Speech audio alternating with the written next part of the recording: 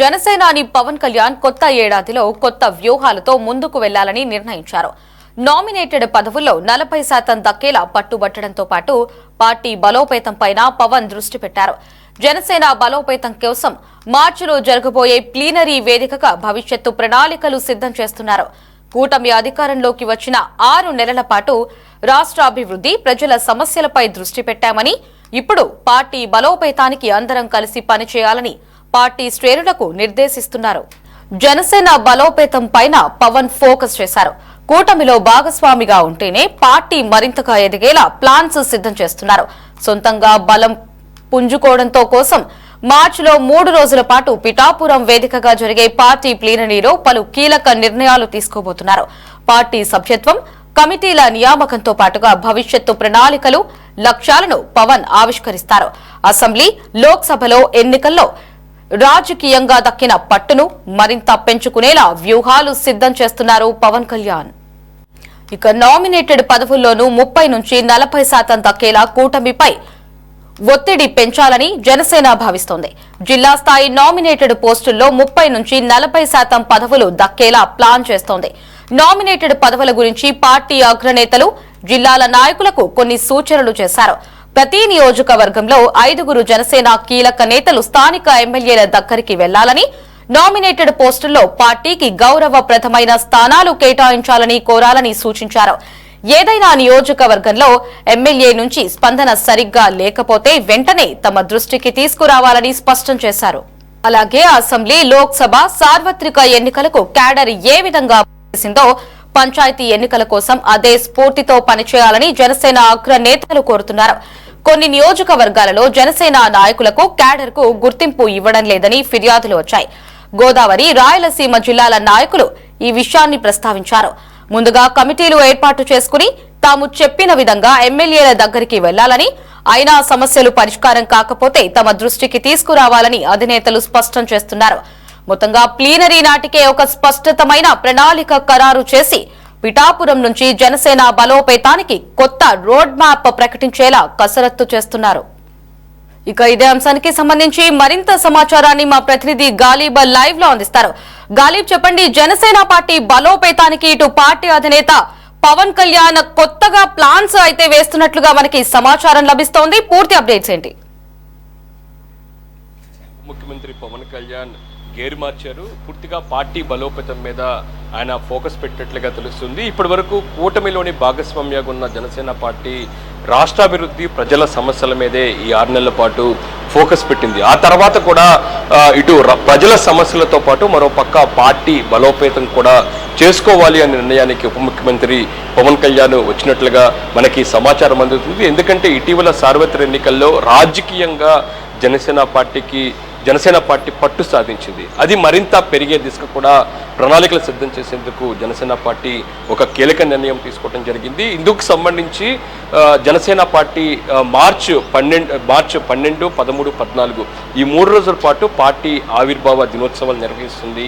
ఇది పిఠాపురం వేదిక కూడా జరగబోతుంది. అంతకంటే ముందుగానే గ్రౌండ్ లెవెల్లో ఎటువంటి ఇబ్బందులు ఉన్నాయి, కేడర్కు అట్లాగే అధిష్టానానికి మధ్య గ్యాప్ ఏ విధంగా ఉంది, కేడర్ ఇంకా ఎన్ని సమస్యలను ఎదుర్కొంటున్న దానిపై కూడా పూర్తి స్థాయిలోని ఒక నిర్ణయానికి ఒక నివేదిక తెప్పించే దిశగా కూడా పార్టీ ఫోకస్ పెట్టింది. అందులో భాగంగానే ప్రస్తుతం కూటమిలోని జనసేన పార్టీ కీలకంగా ఉంది.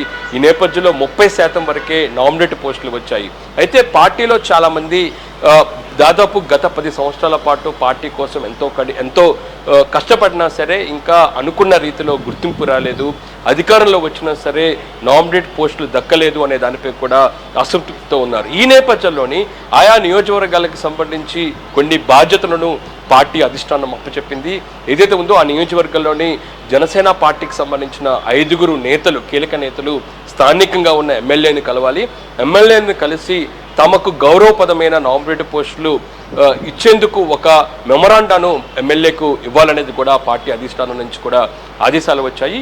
ఆ తర్వాత కూడా ఎమ్మెల్యేల నుంచి సరైన స్పందన రాకపోతే వెంటనే అగ్రనాయకత్వానికి తెలియజేయాలి. అప్పుడు నాయకత్వం దీని మీద నిర్ణయం తీసుకోవడంతో పాటు కూటమిలో ఉన్న ఇతర పార్టీలతో కూడా చర్చిస్తుంది. ఇలా ఏదైతే ఉందో ఒక కోఆర్డినేషన్కి సంబంధించి ఒక సమర్థవంతంగా గ్రౌండ్ లెవెల్లో నియోజకవర్గ స్థాయిలోని నాయకత్వం పనిచేస్తే ఖచ్చితంగా ఆ పార్టీకి సంబంధించి రావాల్సిన గుర్తింపుతో పాటు మరోపక్క నామినేటెడ్ పోస్టులకు సంబంధించి కూడా భారీగా పెరిగే అవకాశం ఉన్నట్లుగా ఇప్పుడు జనసేన అధిష్టానం ఒక కీలక నిర్ణయం తీసుకోవడం జరిగింది. అయితే ఇప్పటి వరకు ఉన్న 30% సంబంధించిన నామినేటెడ్ పోస్టులను 40% ఇవ్వాలనే డిమాండ్ను గ్రౌండ్ లెవెల్ నుంచి నియోజకవర్గ స్థాయి నుంచి తీసుకురావాలి అనే కీలక నిర్ణయానికి జనసేన పార్టీ అధినేత వచ్చారు. ఈ నేపథ్యంలోనే ఎమ్మెల్యేలపై ఒత్తిడి తీసుకురావటం, ఆ తర్వాత ఎమ్మెల్యేలకు సంబంధించి ఎటువంటి స్పందన రాకపోతే జనసేన పార్టీ అగ్రనాయకత్వం దీనిపైన కీలక నిర్ణయం తీసుకోవడం ఒక ప్రణాళికలు సిద్ధం చేసినట్లుగా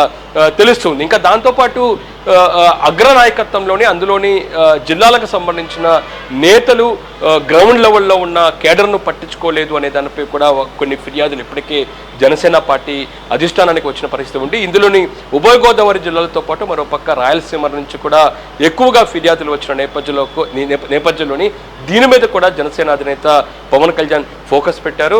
అగ్రనాయకత్వం ఎక్కడైతే కేడర్ను నిర్లక్ష్యంగా వహిస్తుందో వాళ్ళ మీద కఠినంగా వ్యవహరించాలి, పూర్తి స్థాయిలో చర్యలు తీసుకోవాలి అనే నిర్ణయానికి జనసేన అధినేత పవన్ కళ్యాణ్ వచ్చినట్టుగా తెలుస్తుంది. ఎందుకంటే నామినేట్ పదవుల్లో కావచ్చు రాబోయే రోజుల్లోని పార్టీకి వచ్చే ఇతర పదవుల అంశాల్లో కూడా ఖచ్చితంగా కేడర్ను విస్మరించే వారిపై పూర్తి స్థాయిలోని పదవులు దక్కకుండా చూడాలి అనే కీలక నిర్ణయానికి కూడా పవన్ కళ్యాణ్ వచ్చినట్టుగా తెలుస్తుంది. ఇంకా దాంతో పాటు పిఠాపురం సభ కంటే ముందుగానే పార్టీకి సంబంధించి ఇబ్బందులను సమస్యలను తెలుసుకుని ఖచ్చితంగా అలాంటి ఇబ్బందులను సమస్యలను పూర్తిగా పరిష్కరించే దిశగా కూడా గ్రౌండ్ లెవెల్లోని కేడర్తో పాటు నాయకత్వం ఏ విధంగా పనిచేయాలనే దానిపై కూడా పిఠాపురంలో జరిగే 3 రోజుల పాటు పార్టీ ప్లీనరీ సమావేశంలోని జనసేన అధినేత పవన్ కళ్యాణ్ దిశానిర్దేశం చేయబోతున్నారు. ఎందుకంటే ఇప్పటికే సార్వత్రిక ఎన్నికల్లోని రాజకీయంగా జనసేన పార్టీ పట్టు సాధించింది. అదే దారిలోని ముందుకు వెళ్ళి రాబోయే రోజుల్లో పంచాయతీ ఎన్నికలు కావచ్చు, స్థానిక సంస్థల ఎన్నికల్లో కూడా పార్టీ ఇదే రీతిలోని ఇదే మరింత ఫలితాలు రావాలి అనేది మాత్రం పవన్ కళ్యాణ్ భావిస్తున్నారు. అయితే ఈ విధమైన ఫలితాలు రావాలంటే మాత్రం ఏదైతే ఉందో ఇటీవల జరిగిన సార్వత్రిక ఎన్నికల్లోని 100% స్ట్రైక్ రేట్లతోని పోటీ చేసిన 23 అసెంబ్లీ స్థానాలు, పార్లమెంటు స్థానాలను జనసేన గెలుచుకుంది. అదే ఫలితాలను ఖచ్చితంగా స్థానిక సంస్థల ఎన్నికల్లో కూడా రావాలి అనే నిర్ణయానికి జనసేన పార్టీ అధినేత పవన్ కళ్యాణ్ ఉన్నారు. అయితే ఎన్నికల కంటే ముందుగానే ఇలాంటి ఫలితాలు ఎన్నికల కంటే ముందుగానే ఈ విధంగా ఫలితాలు సాధించాలంటే ఖచ్చితంగా గ్రౌండ్ లెవెల్లోకి సంబంధించిన కేడర్ కూడా అదే రీతిలో పనిచేయాల్సిన అవసరం ఉంది. ఎందుకంటే ప్రస్తుతం జనసేన పార్టీ ఇప్పుడిప్పటికీ ఎదుగుతూ ఉంది.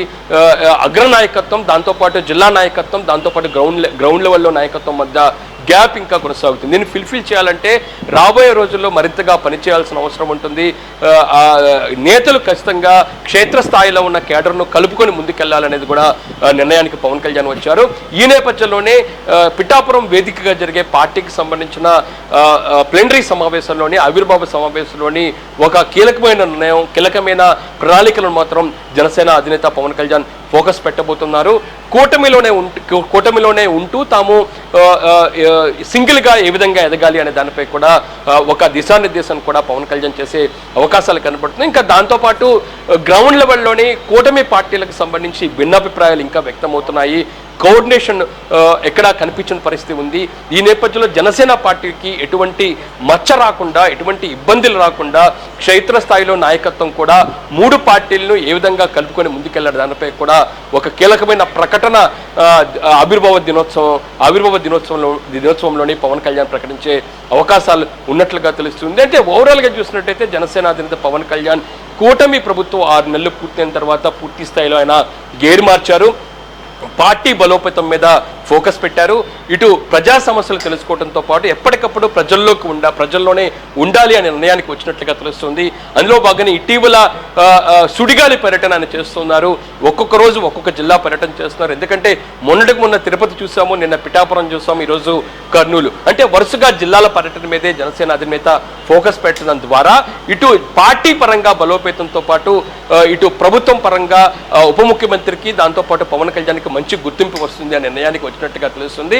అందులో భాగంగానే పవన్ కళ్యాణ్ పూర్తి స్థాయిలోని ఒక కీలకమైన నిర్ణయం తీసుకోవడంతో పాటు నామినేట్ పదవుల్లోని పార్టీకి 30 నుంచి 40%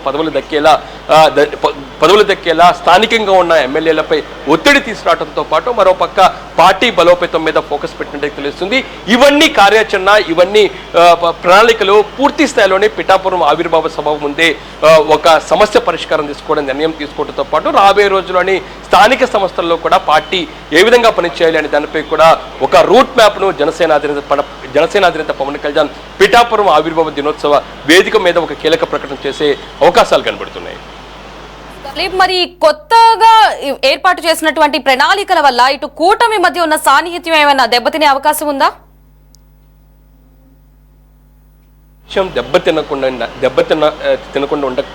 ఉండకుండానే ఇలాంటి ప్రణాళికలు సిద్ధం చేయాలి, ప్రణాళికలు అమలు చేయాలి అనే నిర్ణయానికి పవన్ కళ్యాణ్ వచ్చినట్టుగా తెలుస్తుంది. ఎందుకంటే కూటమిలో ఉంటాము, అయితే సొంతగా ఎదుగుతాము ఒక నినాదాన్ని పవన్ తీసుకొస్తున్నారు.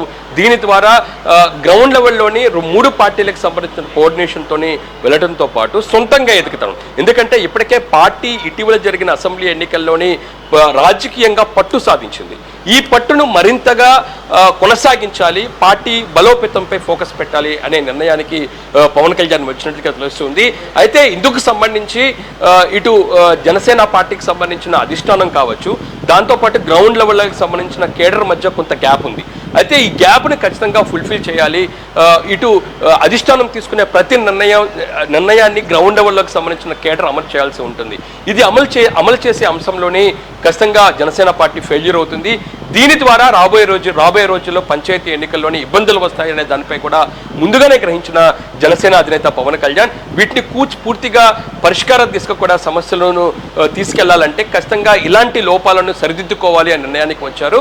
అయితే కూటమిలోని కీలకంగా ఉంది జనసేన పార్టీ. ఇతర పార్టీలైన భారతీయ జనతా పార్టీ, తెలుగుదేశం పార్టీకి సంబంధించి కూడా కలుపుకొని ముందుకు వెళ్ళడం, దాంతోపాటు సొంతంగా ఎదిగే దిశగా కూడా ఈ ప్లాన్ సిద్ధం చేసినట్టు తెలుస్తుంది. దీని ద్వారా కూటమిలోని పార్టీలకు ఇబ్బంది రాకుండా, దాంతోపాటు పార్టీ బలోపేతంగా ప్రజల్లోకి తీసుకెళ్లే దిశగా కూడా ఈ నిర్ణయం తీసుకున్నట్లుగా మనకి ఒక సమాచారం మాత్రం జనసేన పార్టీ నుంచి కూడా వస్తూ ఉంది.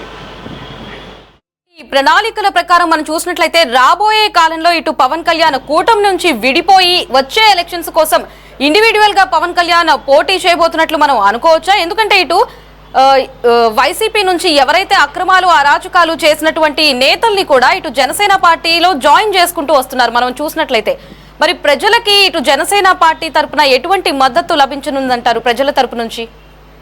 ఎస్, జనసేన పార్టీ మీద ఒక రకంగా అసంతృప్తి తెలుగుదేశం పార్టీకి సంబంధించి కూడా వస్తూ ఉంది. ఎందుకంటే ఇటీవల లోకేష్ ఆధ్వర్యంలోని మంత్రుల మీటింగ్ ఒకటి జరిగింది. ఈ సమావేశంలోని ఏదైతే ఉందో టీడీపీని గతంలో ఇబ్బంది పెట్టిన ఎవరైతే ఉన్నారో వైసీపీ నేతలు, దాంతోపాటు తెలుగుదేశం పార్టీలోకి వచ్చేందుకు ప్రయత్నించినా సరే తెలుగుదేశం పార్టీ నిరాకరించిందో అలాంటి వాళ్ళు కూటమిలో ఉన్న జనసేన భారతీయ జనతా పార్టీలోకి చేరుతున్నారు అనే అంశాన్ని లోకేష్ దృష్టికి మంత్రులు తీసుకెళ్లడం జరిగింది. దీని ద్వారా ఇటు తెలుగుదేశం పార్టీకి సంబంధించిన కేడర్ మనోభావాలు దెబ్బతింటున్నాయి, కేడర్ ఇబ్బంది పడుతున్నారు అనే అంశాన్ని టీడీపీ అధిష్టానానికి మంత్రులు తీసుకున్నారు. ఉదాహరణకు చూసినట్టయితే మంగళగిరిలోని గంజి చిరంజీవి, దాంతోపాటు విశాఖ డైరీకి సంబంధించిన ఆనంద్ ఎవరైతే ఉన్నారో విశాఖ డైరీ మీద ఇప్పటికే రాష్ట్ర ప్రభుత్వం అసెంబ్లీ విచారణ కమిటీ వేసింది. విచారణ ఇంకా కొనసాగుతుంది.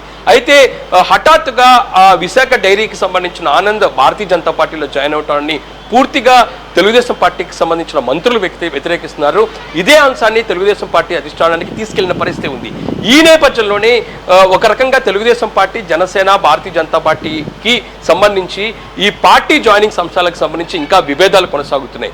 ఇలాంటి పరిణామాలు చోటు చేసుకున్న నేపథ్యంలోనే ఒంటరిగా రాబోయే ఎన్నికల్లోని పోటీ చేద్దామా అనే అంశాన్ని పక్కన పెడితే వ్యక్తిగతంగా ఒంటరిగా తాము బలంగా ముందుకు వెళ్ళి పార్టీ బలోపేతం చేసుకుంటే రాబోయే రోజుల్లోని రాజకీయ పరంగా ఎలాంటి అంశాలు వచ్చినా సరే, రాజకీయంగా కొత్తగా ఎలాంటి పరిణామాలు చోటు చేసుకున్నా సరే, ఒకవేళ ఎన్నికల్లో పోటీ చేయాలన్నా సరే బలంగా ఉండాల్సిన అవసరం ఉంది. ఈ నేపథ్యంలోనే జనసేన పార్టీ రాజకీయంగా ఒంటరిగా ఎదుగుదల మీద పూర్తిగా ఫోకస్ పెట్టిన తెలుస్తుంది.